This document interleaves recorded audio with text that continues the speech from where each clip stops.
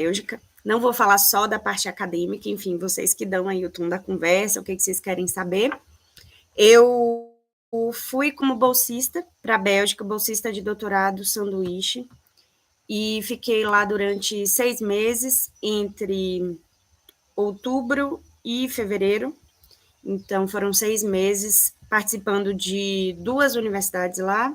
Então, passei pela Universidade da Antuérpia e a Universidade Católica de Leuven, no campus Ghent, que foi onde eu morei depois. Então, eu passei 1 mês na Antuérpia, depois morei o restante do tempo, 5 meses em Ghent, que é uma outra cidade. Tudo na Bélgica é muito pequenininho, muito próximo. Então, enfim, me confirmem aí, vocês estão ouvindo? Tá tudo certo? Aquelas inseguras. Mas vamos lá. O título da apresentação que eu apresentei na primeira Jornada Paulista de Pesquisa em Design é Contribuições do Contexto Belga para a Pesquisa de Design de Interiores no Brasil, aportes teóricos advindos de um doutorado sanduíche. Esse projeto ele é orientado por Marcos da Costa Braga, é o meu orientador, professor doutor da USP, e ele é financiado pela CAPES. Inclusive, fui também com bolsa da CAPES, de doutorado sanduíche internacional. E aí, bom, já falei para vocês mais ou menos o período e as universidades que eu participei. Na verdade, eu falei outubro, na verdade foi setembro a fevereiro, que eu passei esse período por lá. E eu fiz parte desse projeto, que o nome dele era o surgimento do design de interiores na Bélgica, de 1945 a 1999, avaliando o impacto da educação na identidade, na formação da identidade da disciplina do design. Mais ou menos isso aqui numa tradução livre. Esse projeto eu tive 2 co-orientadoras, né, lá no exterior, então uma de cada universidade. Esse projeto era um projeto em conjunto, as professoras já trabalhavam juntas. Quando eu as contactei, elas já tinham esse projeto, era um projeto grande, estava no seu último ano de vida, assim mesmo, né? 2024 ia ser o último ano e ia acabar, então eu tinha que ir realmente correndo para a Bélgica para poder participar. Então, foi isso que eu fiz, consegui essa bolsa, fui direto para lá e trabalhei fazendo aí o meu cronograma de pesquisa. Ele tinha atividades nas 2 universidades. A minha sorte era que Bélgica é um país muito pequeno, então dava super certo, eu conseguia me deslocar ali muito fácil. E, bom, esse projeto é um projeto específico de design de interiores, tem a ver com o meu projeto do doutorado diretamente, né, quase assim, tem muito, muito a ver mesmo, porque eu também investigo identidade do profissional designer de interiores e, sobretudo, a origem, né, a história da profissão do design de interiores no Brasil. Então, o título do meu doutorado aqui no Brasil é Design de Interiores e o Campo Epistemológico do Design. E essa pesquisa é conduzida na Universidade de São Paulo, orientada pelo meu orientador, o professor Dr. Marcos Braga, já comentei, e na linha de Teoria e História.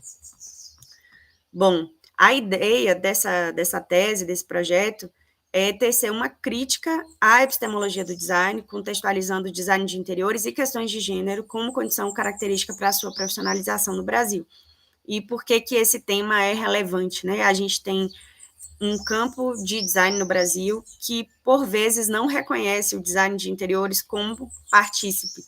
Então, a gente tem aí uma série de preconceitos, de vieses, que eles são, na minha hipótese, no doutorado, orientados por questões de gênero. Então, a minha hipótese é de que, por causa de um contingente muito grande de mulheres e um fazer que ele vem historicamente conectado ao fazer das artes decorativas, enfim, da vida doméstica, né, do universo doméstico, e esse universo ele é permeado por mulheres e sempre foi historicamente, portanto, o design de interiores, o design de ambientes, como a gente também chama hoje em dia, ele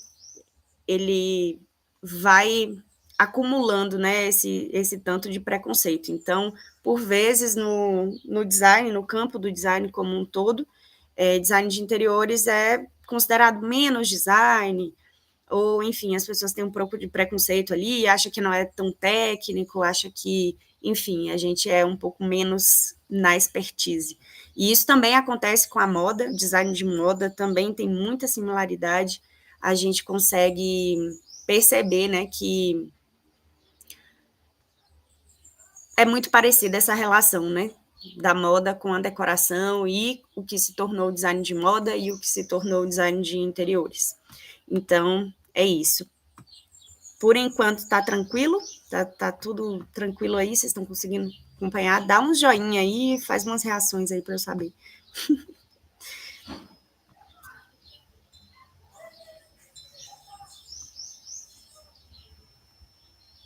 Se não, vou seguindo aqui, gente. Me posicionem aí. Pronto. Então tá. Os aportes teóricos que eu trouxe para a pesquisa lá da Bélgica para cá, para o Brasil, no design de interiores, foram basicamente essas 5 bibliografias, né? São 5 recursos textuais, né? Que foram artigos, 2 artigos e, aliás, 3 artigos e 2 teses de doutorado. Então, aqui, nessa tabela, a gente tem nesse quadro, né, a gente tem uma relação aí organizada por ano e título e o tipo, né? Então, dentre esses artigos, alguns são capítulo de livro, um é capítulo de livro, outros são artigo em periódico e tem as teses também. E essas publicações foram feitas de 2015 a 2024 e todas elas têm em comum essa história da profissionalização do design de interiores lá na Bélgica. E aí, o que foi muito interessante para mim perceber é que, como conclusão, assim, por que eu trouxe essas bibliografias e por que elas foram importantes e vão ser importantes para a tese, para o meu trabalho em geral, é que eu percebi que, apesar da história e do contexto ser completamente diferente do Brasil, a gente ainda traz algumas similaridades em relação à questão de gênero. Então, muitas das escolas, dos primeiros cursos na Bélgica, eles vieram de cursos de economia doméstica, ou eles foram predominados muito tempo por mulheres. Então, tem aí uma questão, inclusive alguns, eles são, por exemplo, esse último, a tese de doutorado que está aqui de 2024, ele era esse menino, né, que defendeu essa tese, esse autor, que é o Benoit, ele fazia parte do meu grupo ali de pesquisa, a gente sempre trocava e conversava sobre, e eu tive acesso privilegiado, assim, né, à prévia da tese e tudo mais, e conversei com ele sobre várias questões específicas, e ele falava basicamente da questão católica na educação. Então, tinha também um viés de gênero orientado para uma educação católica, né, de princípios cristãos, porque a gente está aí num período pós-guerra, enfim, tem todo um contexto lá na Bélgica, mas o básico e que é importante assim para o meu trabalho é perceber que tem muita similaridade mesmo num contexto tão diferente como o do Brasil. Então, esse é um ponto. O outro ponto é sobre a identidade dos profissionais. Tem esse sentimento, né, de não pertencimento, tem um sentimento de marginalização também. Então, eu luto muito contra isso desde o início da minha graduação. Eu me lembro, eu entrei em 2010 no curso de... Até então, ele não era design de interiores, ele era chamado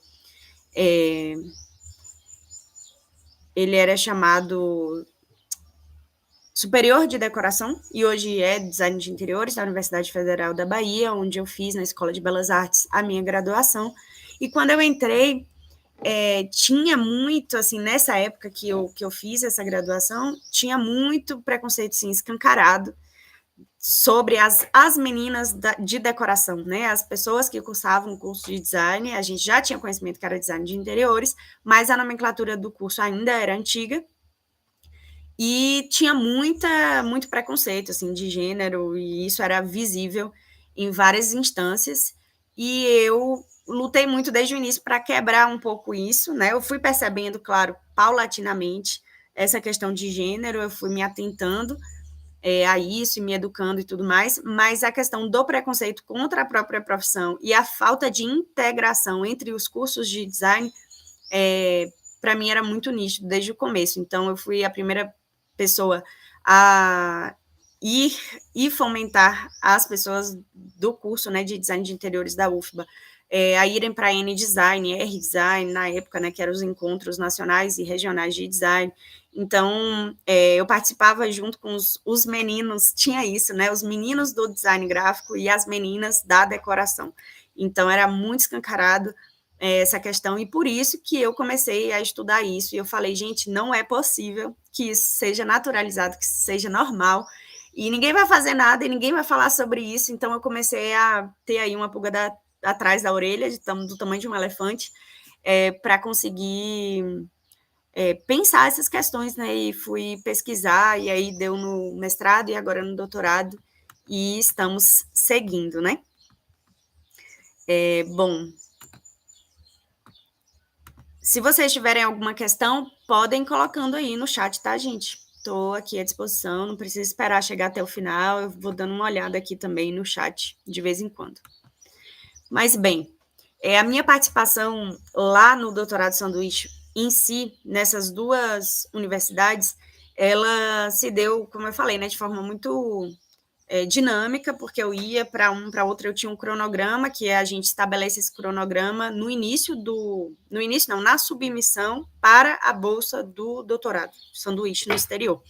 Então, você tem que já sair daqui do Brasil com esse seu cronograma todo certinho, para você realmente garantir para as agências financiadoras, as agências de fomento, que você vai dar conta de fazer tudo que você, né, se propôs a fazer, que é um investimento certo ali deles no pesquisador. Então, é interessante falar isso também, porque as nomenclaturas que a gente utiliza aqui nos programas de pós-graduação no Brasil são muito diferentes das que... Oi, Adilson, tudo bem? São muito diferentes das que a gente utiliza quando a gente está fora. Então, lá eu era pesquisadora visitante, aqui eu sou aluna de doutorado ou doutoranda, então não tem nada a ver. Assim, as nomenclaturas, se você vai traduzir do inglês ao pé da letra, é uma loucura. Então, para quem está assistindo e tem interesse em fazer, enfim, tem alguma dúvida, vão me falando assim também, se tem dúvida sobre esses aspectos, que eu posso ir ajudando. Mas, basicamente, eu participei dessa forma muito dinâmica entre as duas universidades, então eu tinha que me desdobrar, né, ir para lá e para cá na Bélgica, para conseguir dar conta das duas universidades e dos compromissos que eu tinha. Os compromissos eram muito tranquilos em relação à exigência, né, então eu consegui passear, consegui fazer meus horários, assim como eu faço aqui no Brasil também. Então, essa questão da autonomia e da flexibilidade do pesquisador, isso não mudou em nada quando eu estava lá, pelo contrário, eu me sentia meio assim, meio, ai, gente, estou meio órfã aqui, cadê um professor, cadê uma pessoa para me tá ali sempre em interação, né? Tem um choque cultural, e aí sobre isso também, se vocês tiverem curiosidade, também podem perguntar. Hoje é o dia, gente, para eu responder tudo sobre Bélgica, então fiquem à vontade. Os tipos de compromisso que eu tinha lá, né? Então, falando sobre isso especificamente, eu tinha grupos de pesquisa, eu tinha eventos. Então, lá eu fiz muitas apresentações, tanto em... Vocês vão ver aí as fotos que eu vou mostrar. Eu tinha apresentação tanto em grupo de pesquisa em si, quanto em eventos tipo colóquios, seminários, essas coisas. Então, foi bem intensa a troca, eu tive essa oportunidade de receber retorno, né, de outros pesquisadores também, então eu conseguia debater sobre os métodos, sobre recortes, sobre limites ali da pesquisa. Então, foi muito rico esse período para que eu fizesse ali uma medição de como é que estava indo. Eu tinha acabado de qualificar, é importante falar isso, tinha acabado de qualificação, para quem não sabe. Boa, vou responder, Adilson, temos uma pergunta aqui no chat. Para quem não sabe, já esqueci o que eu estava falando, gente. Aquelas. Mas, enfim, o que eu estava falando, gente? Já me perdi. A TDAH, né? Meu Deus. Mas podem fazer perguntas, eu vou me organizar aqui. A Bélgica, se fala inglês ou não? Então, Adilson, é o seguinte, na Bélgica temos 3 idiomas oficiais. Os 3 idiomas são alemão, francês e neerlandês. Neerlandês é o popular holandês, né? Na Bélgica, nessa região que eu estava, que é o norte da Bélgica, lá eles falam quase que exclusivamente esse neerlandês, que é um holandês da Bélgica, digamos assim, né? Qualificação, muito obrigada. Então, essa questão dos idiomas, apesar de eu não ter nenhum dos 3, eu não sou fluente em francês, eu não falo nada de alemão, e eu não, muito menos de holandês, né? Sem condições. Aprendi umas palavrinhas aqui, outras ali, mas sem condições. Então, eu me virava com o inglês mesmo.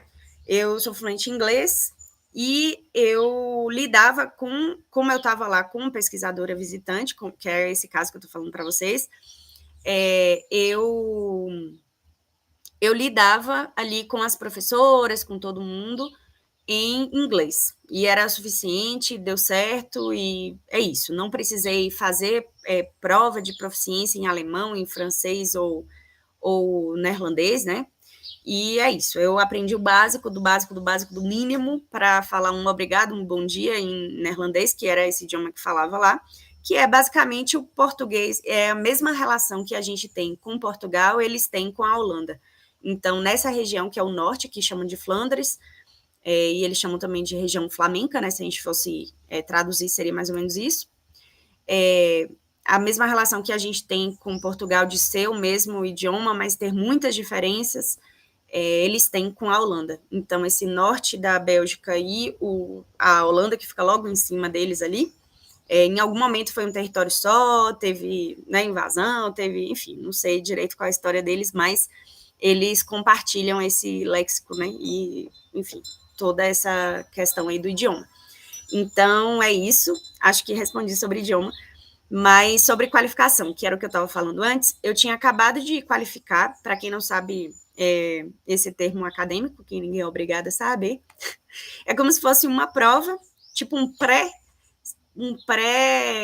pré-banca para a finalização do trabalho. Então, ela serve a banca de qualificação para aferir como é que está indo ali os seus estudos, como é que está indo, o que você está fazendo, se os seus aportes teóricos estão suficientes, se você está seguindo uma linha que é coerente com seus objetivos, com sua hipótese, enfim, para ver se está tudo ali calibrado para você continuar seguindo. Então, nesse momento da qualificação, você é aprovado ou não, e aí você precisa fazer os ajustes se você não é aprovado. Nem sei o que acontece quando a pessoa não é aprovada, mas eu fui aprovada, estava tudo certo, parti para esse novo capítulo lá na Bélgica, né? Então, foi muito importante também já ter tido a qualificação antes de ir. Então, não sei, né, quem está me assistindo aqui, todo mundo, se tem alguém que quer fazer, enfim. Mas é muito importante fazer a qualificação antes de ir, na minha opinião, porque aí você já fechou um ciclo e você já está indo com uma mentalidade de já sei, já ouvi, né, os especialistas, a banca, as pessoas aqui no Brasil da minha realidade, e eu estou indo para outro contexto, para outra realidade, para somar. Então, eu sei mais ou menos onde meu trabalho está forte, onde ele está fraco, e o que eu devo buscar nessa nova experiência. Então, acho que isso é muito importante, foi muito importante para mim. Então, bom, eu estou utilizando uma metodologia que se chama metodologia da história oral. Essa metodologia, ela é bem específica, assim, dos estudos de história, e eu estou adaptando para os estudos de história em design, em teoria e tal. É bem utilizada também, né? Não é uma coisa nova que eu estou fazendo, mas é uma metodologia que é possível de utilizar e eu estou utilizando. E agora, deixa eu passar aqui. Bom. Eita, passei demais. Tem uma travada aqui. Essa é uma imagem. Vocês que estão no Instagram, eu não consigo mostrar as imagens para vocês. Eu estou com o computador aqui, está no YouTube também, e aí, se vocês quiserem logar em mais de um lugar ou ficar aqui, enfim, fiquem à vontade. Mas para o pessoal daqui do YouTube, a galera tá vendo as imagens. Eu tô aqui nessas imagens dando 2 aulas, né, que eu dei lá. Eu como eu falei antes, né, para quem entrou depois, eu dei muita palestra, fiz muitas apresentações sobre o tema da minha pesquisa, principalmente, mas eu também dei algumas aulas nos cursos de lá, tanto de mestrado quanto de graduação, nessas duas universidades.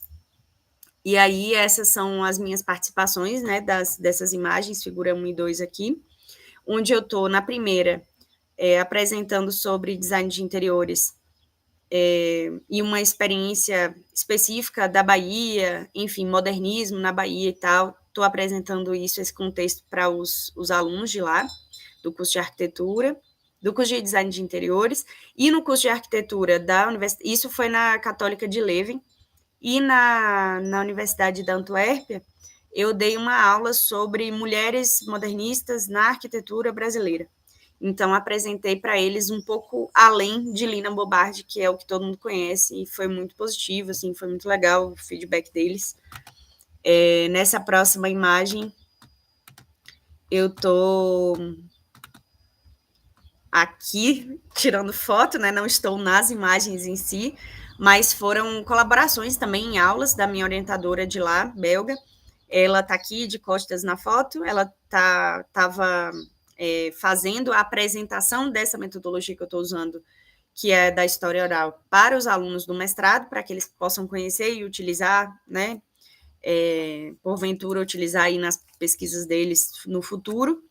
E eu estava ajudando ali, dando algumas, fazendo algumas considerações a respeito da aplicação da metodologia, pontos de atenção, como é que pode ou não conduzir, né, na pesquisa de design e de design de interiores especificamente. Então, foi muito legal, assim, essa carta aberta, né, essa carta branca, para eu atuar e eu dar aula, e eu me joguei mesmo, assim, aquelas, né, quem me conhece sabe que eu tenho esta carinha de pau.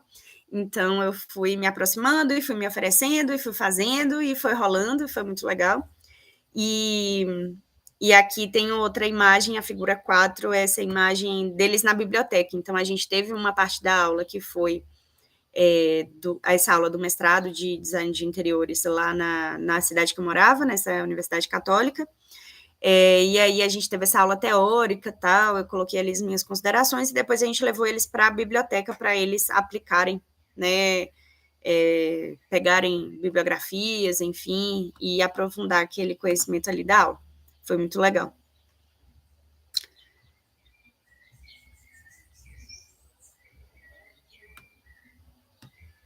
Bom, nas 5 e 6, nas próximas figuras, tem aí as apresentações específicas da minha tese, né, do projeto de tese, enfim, da tese em desenvolvimento, que aí foi num colóquio, que foi lá na Antuérpia, com duas universidades juntas.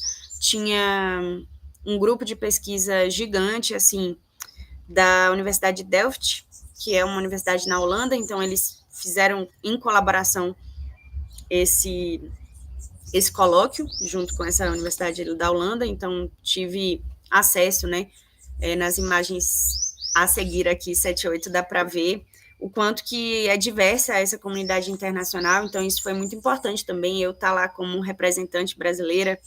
Eu era a única latina, não tinha mais nenhuma latina de nenhum outro país, então foi muito simbólico, assim, eu acho que é importante, né, a gente sempre representar o lugar de onde a gente veio e representar nosso território, assim, foi muito massa passar por isso e levar o nome do Brasil, da USP, da Bahia em alguns momentos, porque eu, né, tive essas experiências de realmente colocar o meu território e falar sobre de onde eu vim, explicar um pouco da dinâmica do que é Brasil, gente, o que é Brasil, porque eles não têm noção. Para vocês terem noção, a Bélgica, ela cabe 18 Bélgicas dentro da Bahia. Então, dentro do território da Bahia, a Bahia é aproximadamente do tamanho da França, que é um dos países maiores da Europa. Então, é uma dimensão, assim, muito diferente para eles, eles não têm ideia nenhuma do que é Brasil. Então, o primeiro slide das minhas aulas e das minhas palestras era: esse é o território do Brasil. Temos 26 territórios base, distritos, estados, né? Falava para eles. E esse aqui é o meu estado, que é do tamanho da França, aproximadamente, é de onde eu venho, de onde eu nasci, onde eu morei, onde eu fiz graduação. E para vocês terem uma ideia de dimensão, né, do quanto o Brasil é continental, a Bélgica, caberiam 18 Bélgicas dentro desse estado, que é um dos 26 estados, então eles ficavam assim, chocados, boquiabertos. E era muito legal também essa experiência de situar o pessoal nessa monstruosidade gostosa, maravilhosa, que é ser brasileiro, e poder mostrar o quanto a gente é incrível mesmo, e gigante, né? Quanto a gente tem para oferecer, de diversidade, de tudo mais. Então, foi massa também essa experiência. Aqui são outras fotos de participação em grupo de pesquisa. Lá eu tinha 2 grupos de pesquisa mais frequentes, assim, que eu ia sempre. Um era esse, que é o Henri Van Velde, que é um grande designer belga e tal, que o grupo leva o nome desse cara, né? Que era essa imagem aqui da direita. E o outro que era um grupo que era um pouquinho mais sazonal, assim, não era tão frequente de reuniões.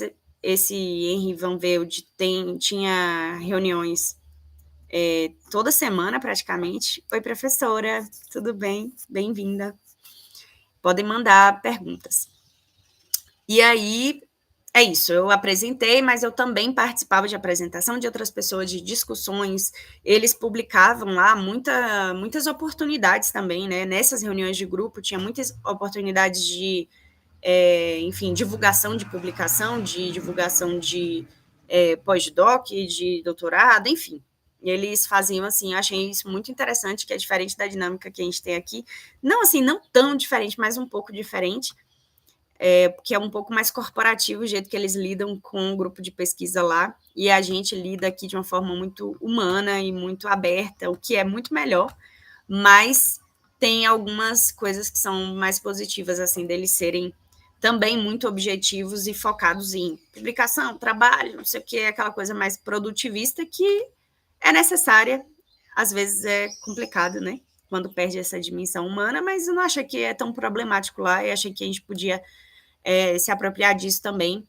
aqui. Eu imagino que muitos grupos são assim aqui no Brasil, né? Olha o tamanho do Brasil. Não estou generalizando, gente, pelo amor de Deus. Mas é isso.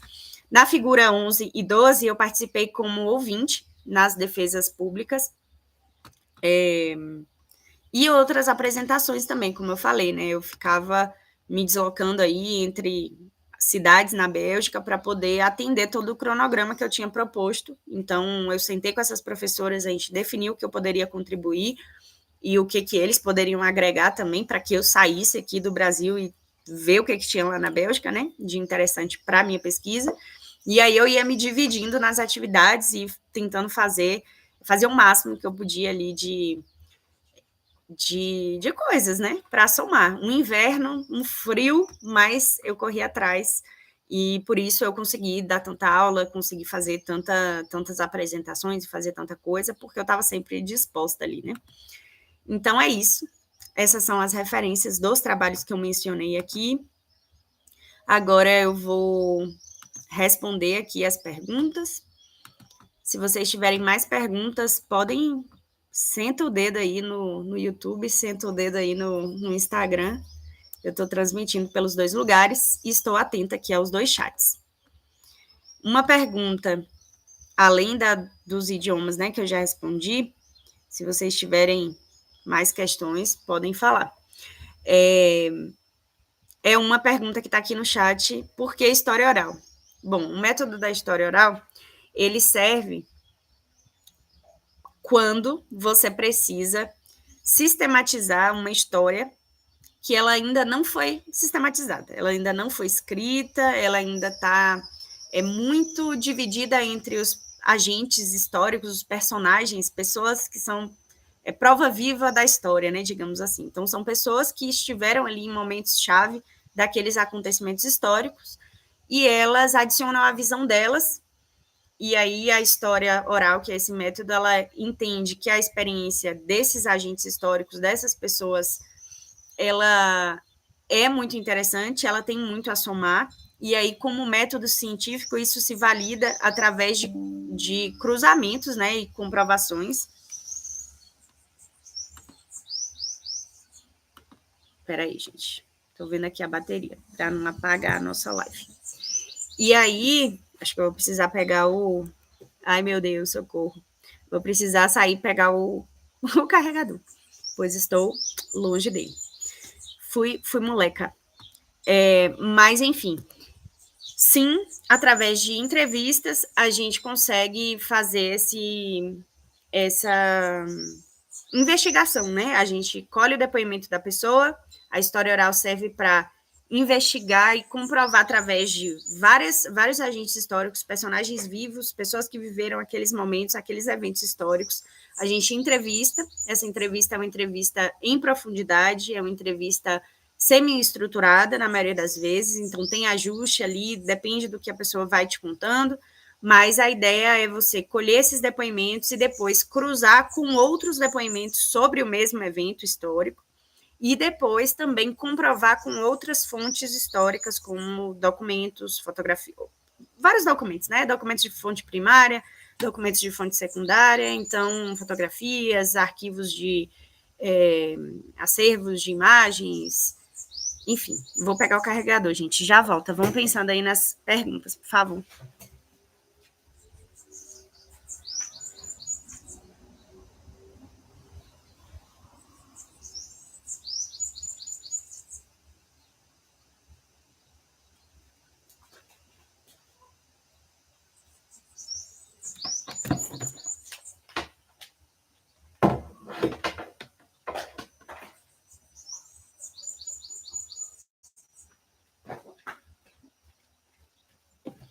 Cheguei.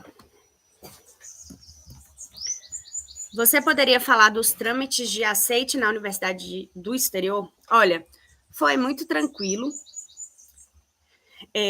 Assim, tranquilo entre muitas aspas, né? Vale dizer que, na época, eu não tinha o mesmo orientador que eu tenho agora. Então, eu não tive suporte algum para lidar com isso. Mas como eu queria muito fazer, muito, desde o início do doutorado, eu já pensava em fazer doutorado sanduíche, era o meu sonho passar um tempo fora, pesquisando, eu tinha esse sonho de, meu Deus, seria incrível, seria uma experiência que ia agregar muito na minha carreira, na minha vida pessoal, quero muito, eu ia conseguir viajar muito, enfim, queria muito. E aí eu corri atrás e eu fiz tudo sozinha. Então, o que aconteceu? Como é que foi o processo, né? Basicamente, o processo de aceite na universidade, ele parte através do contato com os professores, orientadores.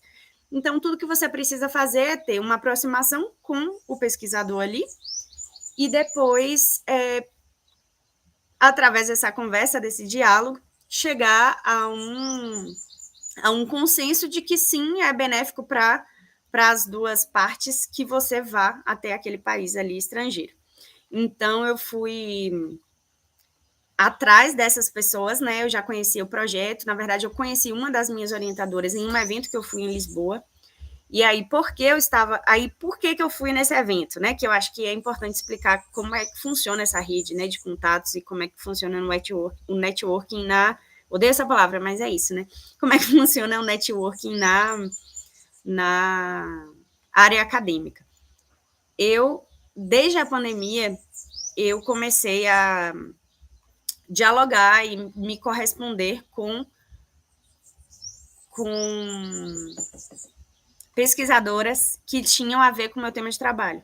Como eu ainda não tinha entrado no doutorado, isso foi em 2020, eu estava ali naquela fase de levantar bibliografias que tinham a ver com o tema que eu queria pesquisar no doutorado. E aí, através disso, das minhas buscas no idioma inglês, né? E em inglês eu ia buscando, ia chegando até pessoas, ia mandando e-mail para essas pessoas. E aí eu mandava e-mail para essas pesquisadoras, elas eram super solistas e abertas e me respondiam super rápido, muito mais rápido do que os professores no Brasil, gente. Eles respondem e-mail, eles trabalham com e-mail, eles são ótimos, assim, por e-mail, a maioria dos gringos de universidades, né, pelo mundo afora. Então, eu me comunicava com essas pessoas e ia tecendo ali uma conexão, né? Então, através desses e-mails que eu mandei nessa época da pandemia, eu conheci uma pesquisadora australiana e ela me falou desse evento. Ela falou assim: você está sabendo desse evento específico? Era um evento muito específico sobre mulheres artistas. Era um evento que falava sobre criatividade e sobre design, mas especificamente sobre mulheres nesse contexto do design de interiores. Então, assim, era muito, muito específico, era, tipo, muito para mim esse evento, eu tinha que ir. E foi ela que me falou. Então, ela mandou esse e-mail aí, me falando, olha, você está sabendo desse evento em Lisboa e tal? E aí, como eu já estava indo apresentar um congresso na Inglaterra na época, eu falei, será que eu consigo esticar esse negócio e ir nos 2 eventos? E aí eu fiz esse esforço para conseguir estar nas 2 coisas. Fui nesse evento e aí lá eu conheci uma das minhas orientadoras lá da Bélgica. Então eu conheci o projeto dela, eu já conhecia o projeto, mas não conhecia ela, a pessoa. Então lá com a minha belíssima carinha de pau, eu cheguei, me apresentei para ela, falei que eu era pesquisadora no Brasil, falei sobre o tema tal, e eu me apresentei pessoalmente, peguei o e-mail dela, só isso. E aí, por e-mail também, eu desenvolvi esse contato mais com ela, assim, e falei, olha, eu estou pensando em sair um período do Brasil, fazer um período de pesquisadora visitante, eu não sei se vocês recebem essas pessoas aí, como é que seria a sua disponibilidade, e aí, a partir disso, ela me deu sim, e foi assim o aceite na Universidade do Exterior. Então, é importante a gente ter essa dimensão de que a universidade, assim como no Brasil, são feitas por pessoas, né? Então, não tem uma instituição que seja além das pessoas, não tive que passar por nenhum trâmite que não fosse com elas, então, logo depois que ela me deu o aceite por e-mail, eu marquei antes dela dar o aceite por e-mail, a gente marcou uma entrevista, tipo uma conversa. Então, nessa conversa, a gente alinhou tudo ali, e eu era muito afim de fazer, né, esse doutorado sanduíche, então eu já tinha mandado mensagem para ela e para a sócia dela, digamos assim, que era professora de outra universidade desse mesmo projeto. Então, na época, e ela, uma das duas demorou um pouquinho de me responder. E aí, na época, quando ela marcou comigo, a outra também já estava sabendo que eu também queria, e a gente já marcou as duas e já fez essa negociação de, olha, se está vindo, venha por 2 universidades e faça coisa nas 2 universidades. Então, assim, acho que também isso foi um diferencial, não é uma coisa tão comum, assim, fazer em 2 universidades, e isso, no meu caso, aconteceu porque, primeiro, sou ansiosa, estava muito afim, fui mandando um e-mail à louca para quem me aceitasse, e depois esse projeto era um projeto em conjunto. Então, já tinha essa parceria entre 2 universidades. Não necessariamente eu teria que ir para as 2, mas a gente escolheu e combinou e ficou assim acertado. Então, espero ter respondido.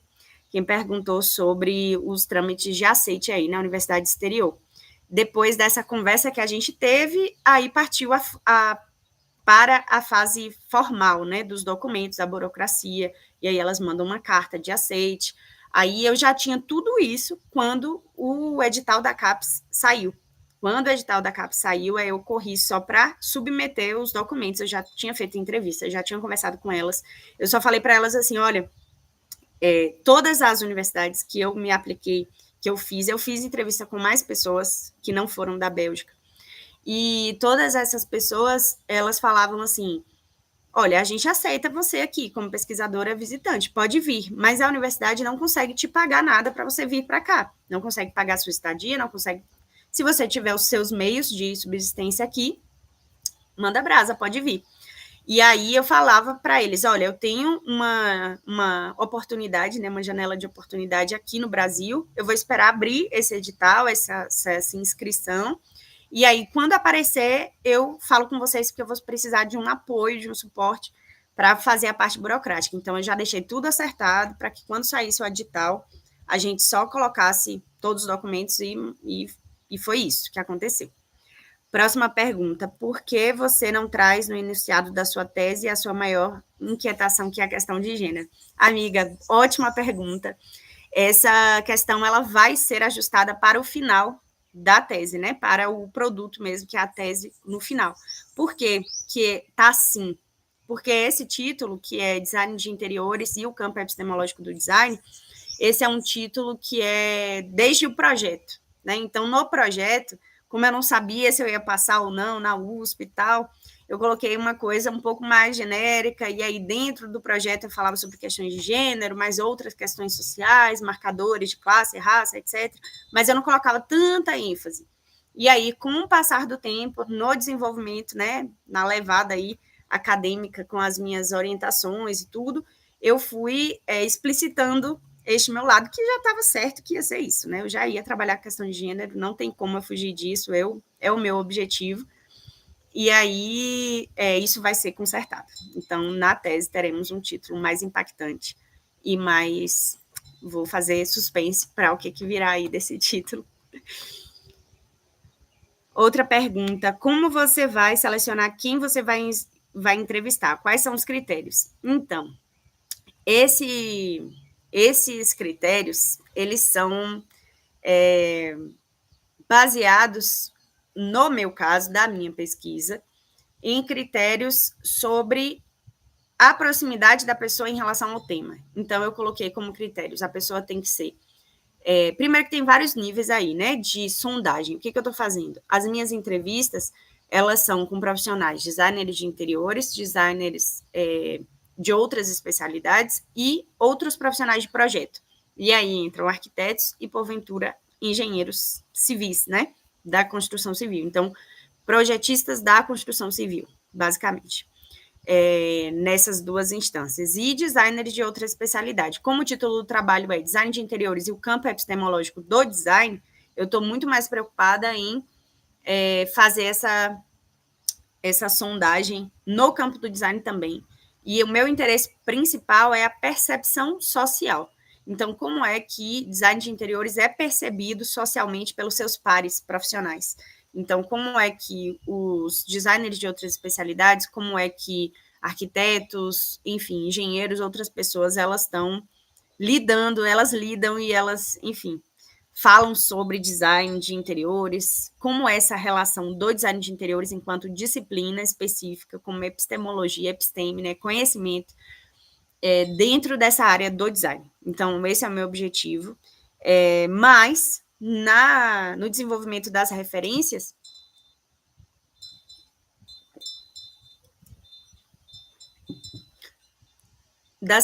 bibliográficas e outras, né, tem surgido muito a questão da engenharia civil e da arquitetura. Então, eu incluí também essas pessoas. Então, o critério é ser profissional de projeto, depois ter proximidade com o design de interiores. Então, pode ser de uma universidade que você cursou um curso e tinha também o curso de design de interiores.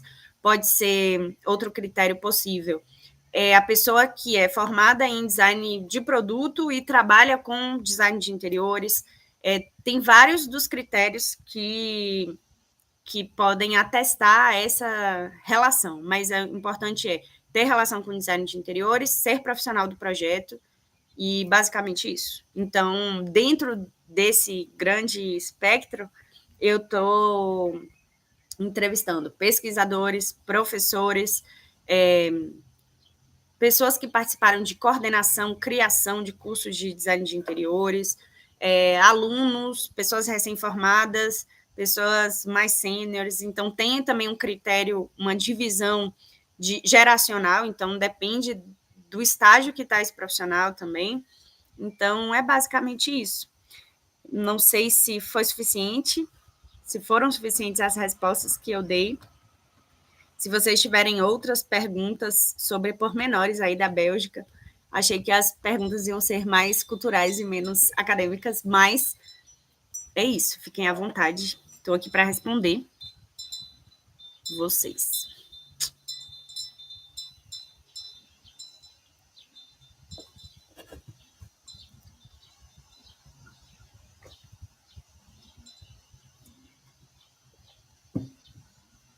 Estamos indo para 55 minutos de live, então, em algum momento, Não sei se tem um limite de tempo aqui no YouTube, no Instagram eu acho que não tem.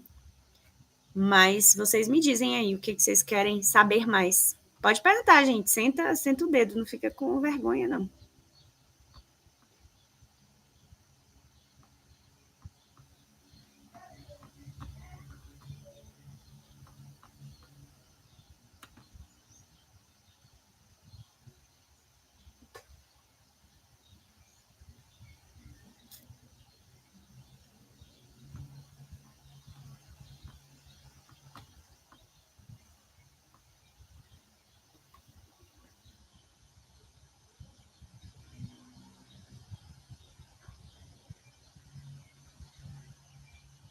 Olá, pessoal que está chegando na live no Instagram. Se tiverem alguma pergunta, eu comecei a live há 55 minutos atrás. Eita, do nada. Do nada aplicou um... Meu Deus. Apliquei um filtro aqui do nada, mas tá bom, tá bonito. Se vocês tiverem mais questões, comentários, podem me fazer também. Inbox, enfim, por DM. Vocês sabem, estou disponível, acessível a qualquer tempo. Como já está indo para 50 não, 60 minutos, né? 1 hora de live, eu vou encerrar daqui a pouquinho, se ninguém mais tiver nenhuma pergunta. Hoje apresentei aqui algumas imagens também. Quem estava pelo YouTube conseguiu ver. Pelo Instagram não consegui projetar as imagens, mas mostrei um pouco do que foi a minha experiência acadêmica na Bélgica. É isso, gente. Espero questões aí. Que povo tímido, meu Deus. Obrigada pelas perguntas. Espero que minhas respostas tenham sido suficientemente esclarecedoras. Obrigada pela presença, gente, de vocês aqui num domingo. E é isso. Até mais. Vou ficar mais um pouquinho, caso vocês queiram fazer mais perguntas, mas já dei tchau. Opa! Olha, aí, Madu, pergunte então.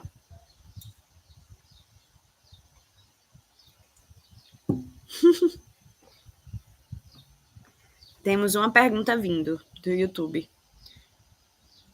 Beijo, Biazita, minha sempre orientadora do mestrado e para a vida. Ana Beatriz Simon Factum. Obrigada, meu amor, pela presença.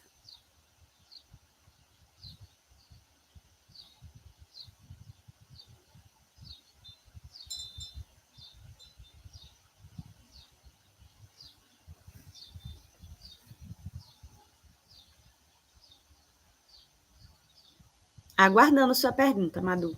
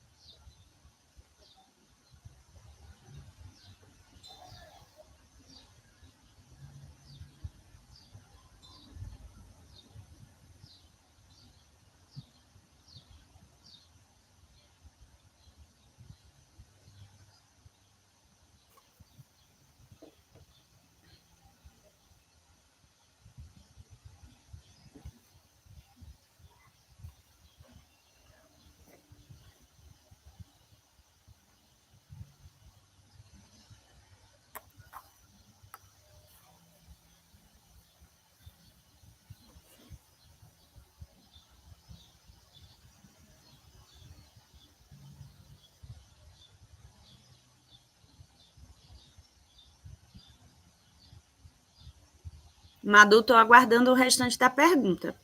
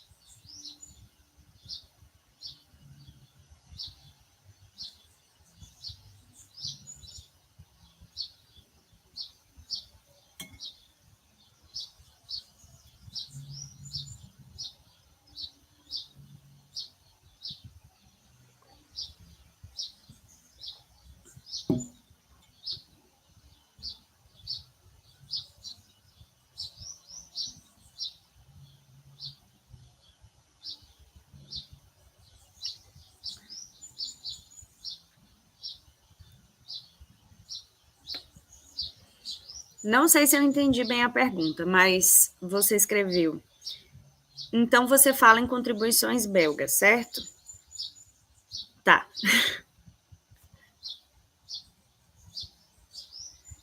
Bem-vindos, pessoal, que está chegando aqui no Instagram. Gente, eu já fiz minha apresentação sobre a Bélgica. Quem tiver alguma questão, pode me mandar aqui agora. Pode perguntar. Senta o dedo aí nos comentários. Eu posso responder, mesmo sem a apresentação em si.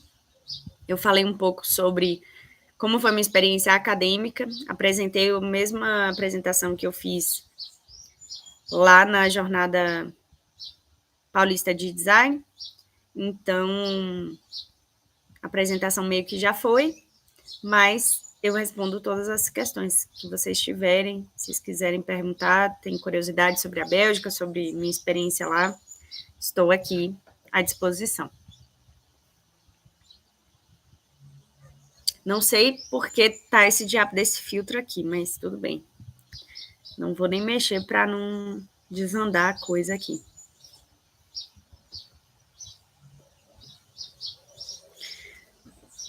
Tá.